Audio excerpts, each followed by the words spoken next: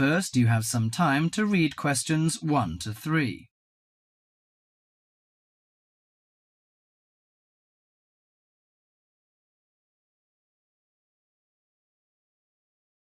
Now listen to the conversation and answer questions 1 to 3. Hi, sit down, please. How can I help you? Thank you. I'm a student in the sociology faculty.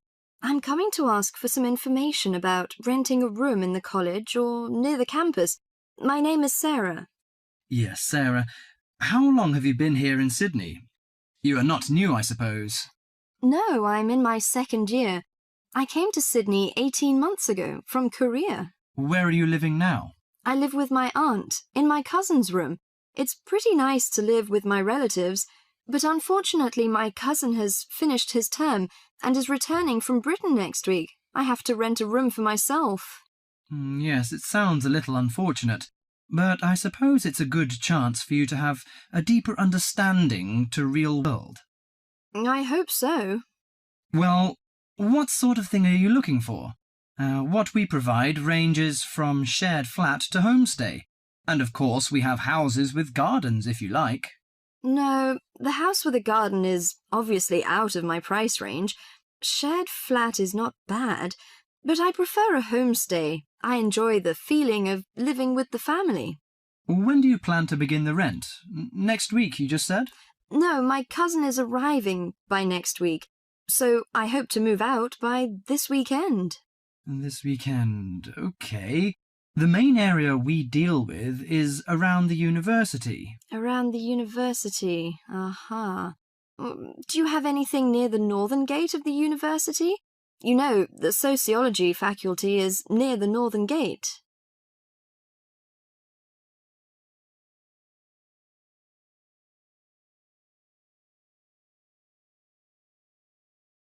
Before you hear the rest of the conversation, you have some time to look at questions 4 to 10.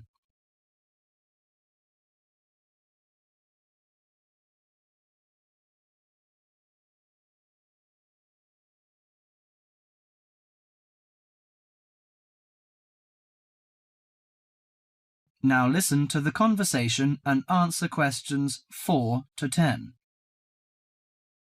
Yes, what sort of price are you thinking of? Well, could you give me some idea? You know, I have no experience of renting a room. I don't know what price is reasonable, but I hope it's not over $300. I see. Usually the homestay ranges from $180 per month. Only $180? Yes, to $350 depending on a number of different factors. What does it depend on? Well, obviously the quality of the house, the facilities and extra services. Oh, I don't care about the quality very much, as long as it's clean.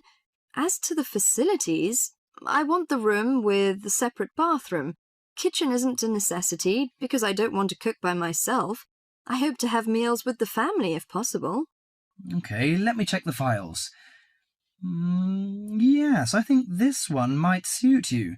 It's a family house with 2 vacant bedrooms. How about the owner of the house? I mean, is it a family or... According to the file, it is a retired lady.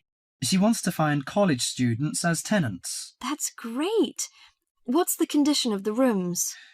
The bigger bedroom is furnished and with a bathroom, and the rent is $320 per month. The smaller one charges $250. It is furnished too, but without bathroom. Oh, $320. It's a bit out of my range, but I think I prefer the bigger one. How about the meals? Well, the rent includes breakfasts and suppers. No lunches, however. You have to buy your lunch. That's no problem. I usually have my lunch in the college cafeteria. And that doesn't cover the water bill and electricity fee, but the laundry is included. Fine. Could you tell me the address? Yes, it's on 323 West Park Road. Let me get that down. 323. Okay, it's near the university. So, when can I have a look at the room? You know, I'm a little pressed for time.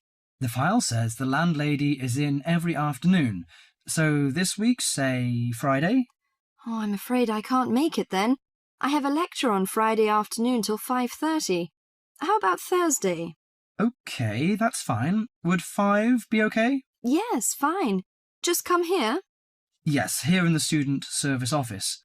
Oh, before I forget, before moving, you have to pay 1 month's rent in advance. Really?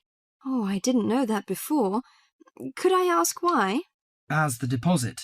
You know, in case you damage the property or move out without giving notice. Usually this doesn't happen, but standing in the owner's shoes... Yes, I understand it all. So that's $320. OK, I'll take the money if I'm satisfied. Well, a word of advice. Don't forget to get a receipt when you pay the deposit or rent. Yes, thank you so much. That is the end of part 1. You now have half a minute to check your answers.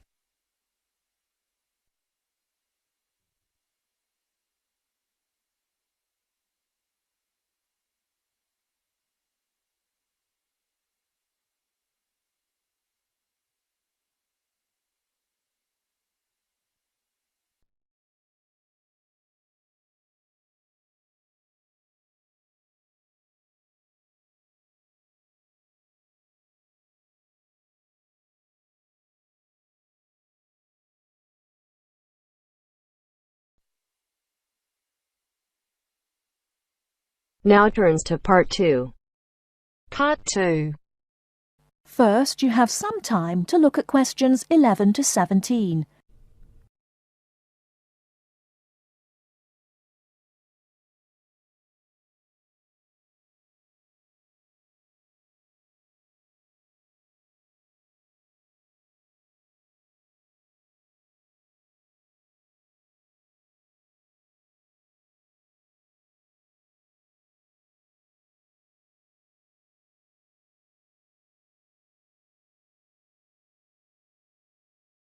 Now, listen carefully and answer questions 11 to 17. Hello, and thanks everyone for coming here today. I know it's always a bit stressful going for a job interview, but it's best to be prepared. For any of you who may not know me, my name is Fiona Ogilvie, and my job is to offer guidance and support for students with special needs. Now, you wouldn't be here today if you weren't interested in finding a job in the holidays. So let's get down to it and see what things you need to be looking out for. Most of you, I hope, will be applying for jobs with the companies that have been recommended by the university. The reason for this is that we here at the university already know these companies and have established good working relationships with them. I've also been to visit all of them and checked out the facilities they have to offer. You really need to make informed choices when you're looking for a job and make sure you know before you even get to the interview stage that your needs will be met. But I know that some of you are applying for jobs independently and have looked at companies outside the university recommended list. So for you, it's best to plan ahead and be aware of what it is you may need while you're working.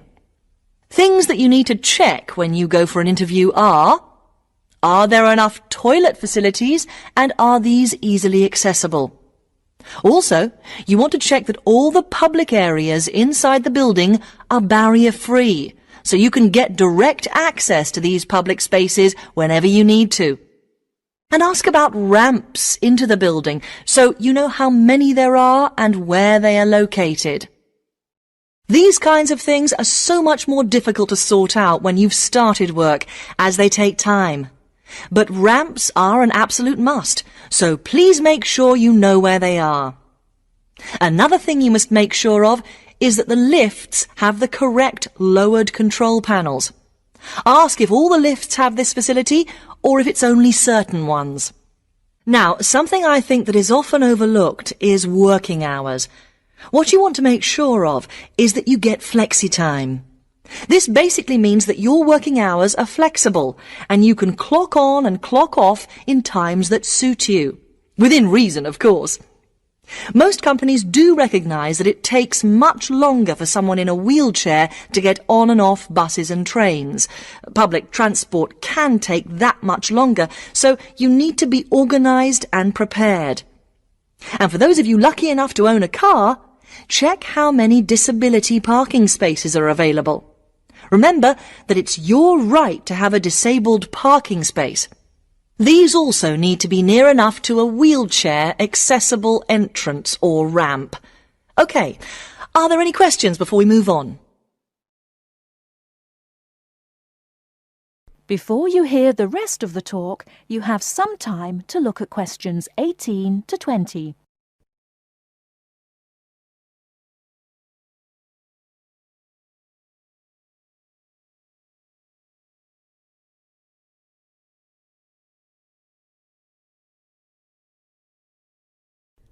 Now listen and answer questions 18 to 20. Right, let's move on then. Now I want to talk you through the series of visits to companies which we've got planned for next week. On Monday morning, we will be visiting the Lowland Hotel. They have various summer jobs available, working as a receptionist or conference organiser in their busy conference centre, organising and setting up conferences. You need to be prepared for working in an office environment and spending quite a bit of time talking on the telephone. The bus leaves for the hotel at 9 a.m, so make sure you leave yourself plenty of time to get there. When you arrive at the hotel, please gather in the reception area and wait for someone to take you to your first session, which will be a talk. The talk at the hotel will begin at 10 a.m, and then there will be a short tour of the hotel. There will be a light lunch provided, which is usually salads and sandwiches. The next place we'll be visiting will be on Tuesday afternoon. We'll be going to visit a little local company that makes handmade paper and cards. For those of you studying art, this may be just what you're looking for. We'll be taken on a tour of the company which lasts 3 hours. The tour will start at 3:30 p.m, and after that you'll have a chance to meet some of the staff. Tea and coffee will also be provided. We have no trips planned for Wednesday, but on Thursday morning we'll be going to Tobago Travel Agency. This is a very popular choice amongst our students because you can get student discounts on holidays. We've booked a coach for this, and it'll leave from outside the refectory at 8 a.m. You'll need to bring a packed lunch for this, so please don't forget. There is a little canteen where you can buy hot and cold food, but this is closed on Thursdays. Friday, we'll be having representatives from all the companies visiting us, so you will have a chance to ask any questions, and of course, put your name down on the list if you're interested in working for them over the summer. This event will take place in the main hall next to the library, and it'll run from 10:30 until 4. I really hope you make the most of this excellent opportunity to not only earn yourself some extra money, but also to gain experience of what it's like to work. And if you'd like to find out more, then please ask some of the students who worked last year. They're all wearing green badges and will be happy to speak to you afterwards. That is the end of part 2. You now have half a minute to check your answers.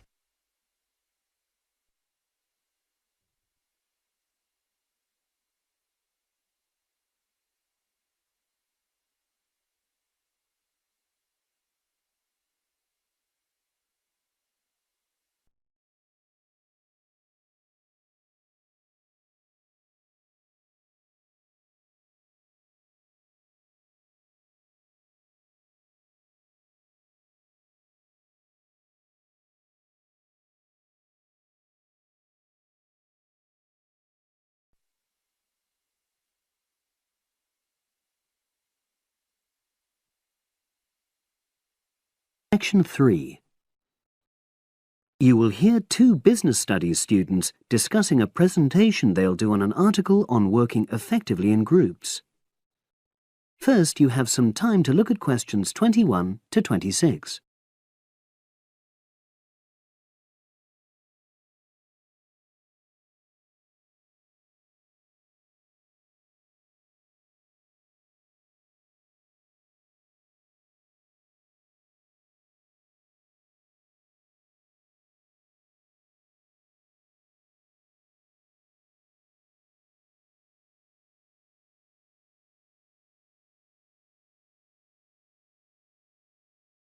Now listen and answer questions 21 to 26. So, Brad, what did you think of the article on group work? Oh, hi, Helen. Yeah, it was pretty good, with helpful pieces of advice on how to make group work effective. I think we were lucky to be given such a straightforward text to present at the management skills seminar. Yeah. Actually, shall we discuss it now? Have you got time? Sure, it's only a 10-minute presentation, so we just need to explain and then give our views on the main points raised in the article. I'll jot down some notes. Right. So, there are 3 main sections. I suggest we start with listening. Yeah, effective listening in groups, because it's not something that's frequently covered on courses in our field. No, and we should say that in the presentation. Yeah, and also effective listening's pretty simple, you know. I don't think it's hard to learn. Well, people think it's easy, but in my experience, most of us tend to be very lazy listeners. Okay, I wouldn't argue with that. Something I do think we should emphasize is the power of the listener's posture, gestures, etc., in making speakers feel respected. Not that you're just waiting for them to finish before jumping in with your own ideas. Uh-huh. Okay, right. The next section is on goal setting. Let's make sure we're clear what the article says on this. Yeah. Well, firstly, it says that all group members must be given time to explain their own goals. That's it, yeah. And then, did it say that the whole group should agree on common goals? That's a bit too strong. It's more that everyone's agendas should be equally acceptable. But it does say that goals have to be realistic, you know... Achievable within a particular time? You've got it. That's really what the article's saying. There isn't really any point in having ideals if group members know they won't come to anything within a reasonable period. So, I think a summary covering those points will be enough for that part of the presentation, don't you? Yeah. Now, the last section is about conflict resolution. Actually, I thought it was the worst part of the article. Me too. I don't think it went into sufficient detail on the issue. Actually, I thought it devoted too much space to it, but that it was all rather boring, you know? It didn't mention some of the more radical theories. Absolutely. I found that really irritating. Right, and also I think it could have said more about conflict sometimes being healthy in groups. Absolutely. It just mentioned rather glibly about how we should avoid thinking of winners and losers, and that quick resolution of conflict is always desirable. Without explaining what these terms mean? Well, it gives quite detailed definitions, but doesn't develop a proper argument. Right. So, for the presentation, I think we just give some definitions and then explain what we felt were the weaknesses in the article's treatment of conflict resolution. Yeah, good. Now you have some time to look at questions 27 to 30.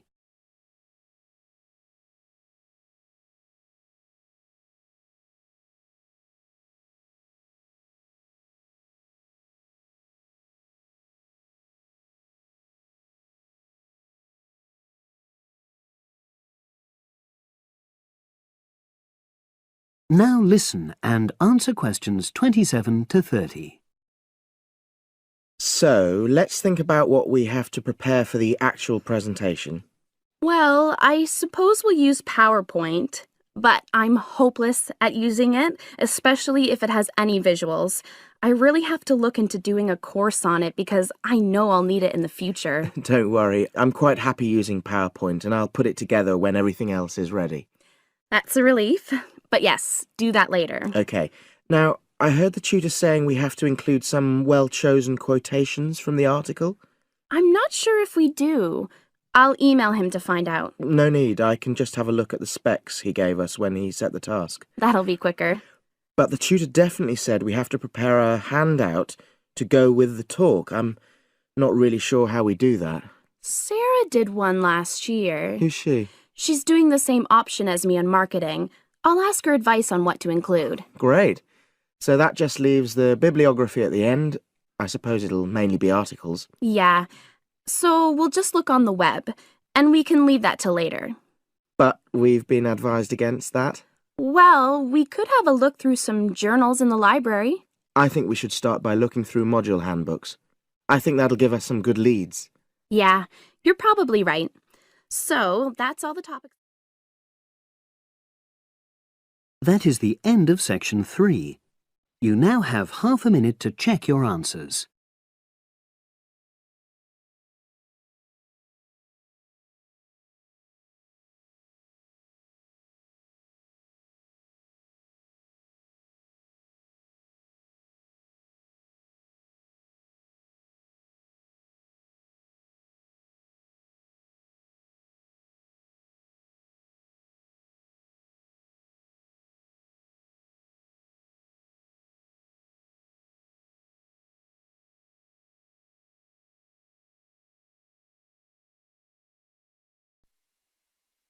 Now turns to part 4. Part 4. Now listen to the second part of the lecture. As you listen, complete the notes below. First, you have some time to look at questions 31 to 40.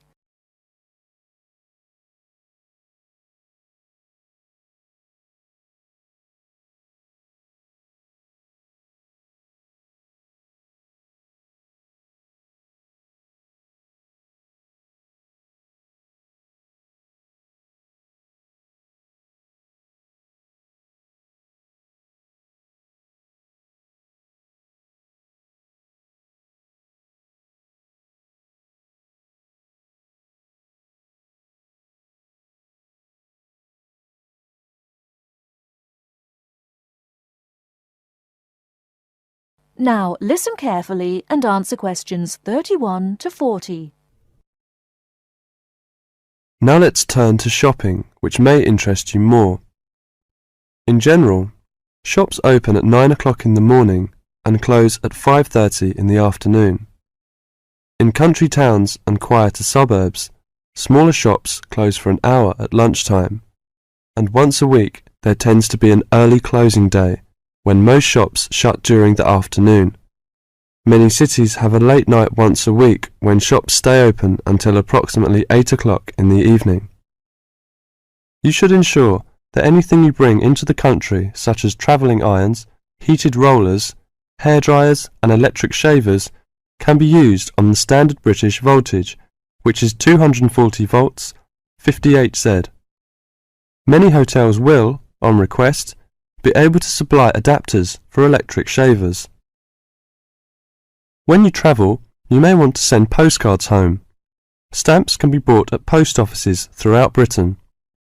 They are open from 9 o'clock to 5:30 Monday to Friday, and until 12:30 on Saturday.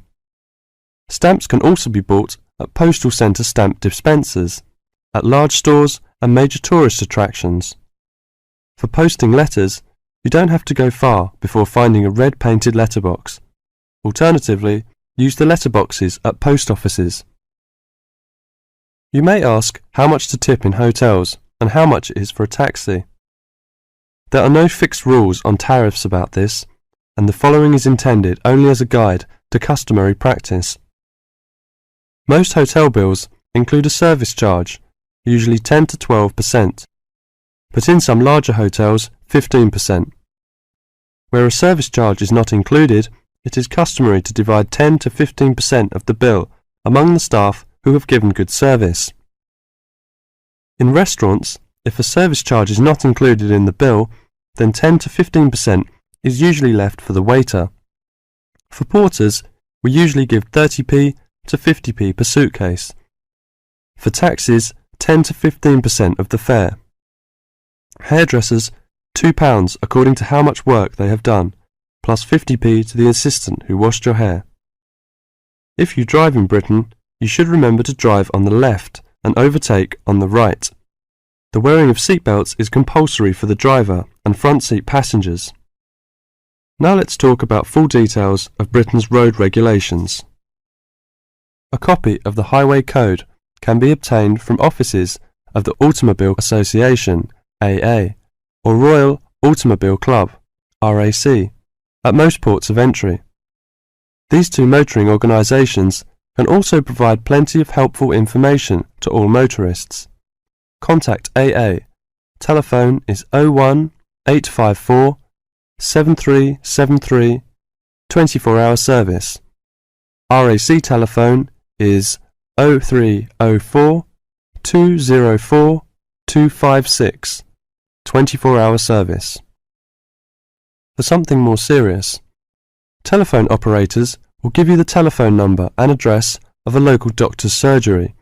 Alternatively, you can go to the casualty department of any general hospital or, in the case of severe emergency, dial 999. 999 is free. Remember, unless you belong to a European Community country or one with which the UK has reciprocal health arrangements, you will be charged for the full cost of medical treatment in Britain, except in the case of accidents or emergencies requiring outpatients treatments only. It would therefore be wise to take out full medical insurance before leaving home. That is the end of part 4. You now have half a minute to check your answers.